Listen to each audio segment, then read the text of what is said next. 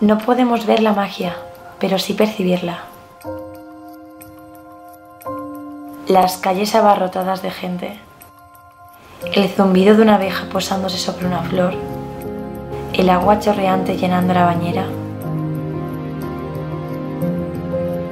los lloros de una niña, la risa de un niño, los besos de tu abuela,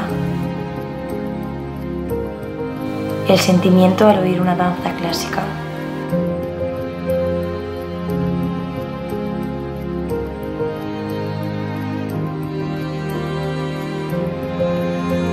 Una realidad etérea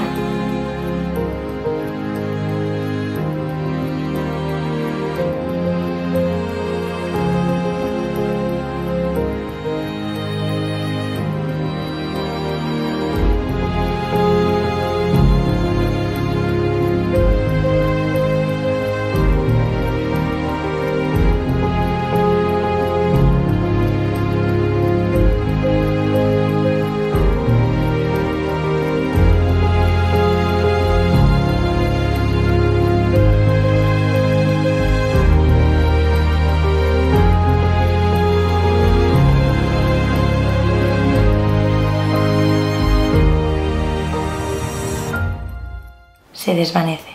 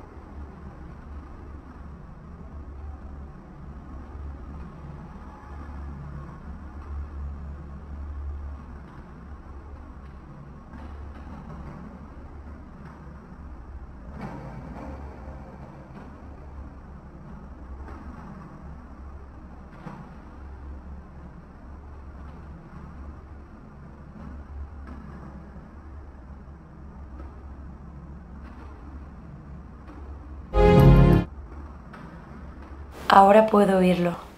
En ese momento te das cuenta de que no eres una historia triste. Estás vivo. Miras a tu alrededor y escuchas. No oyes nada, solo silencio. Y toda esa calma hace que te asombres de todo lo que te rodea. Entonces me acuerdo de esos momentos con las personas que me han hecho ser quien soy.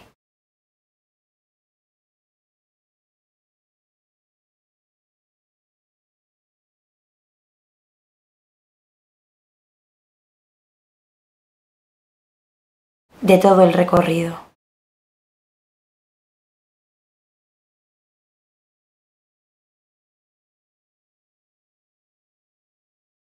Y de todo mi esfuerzo.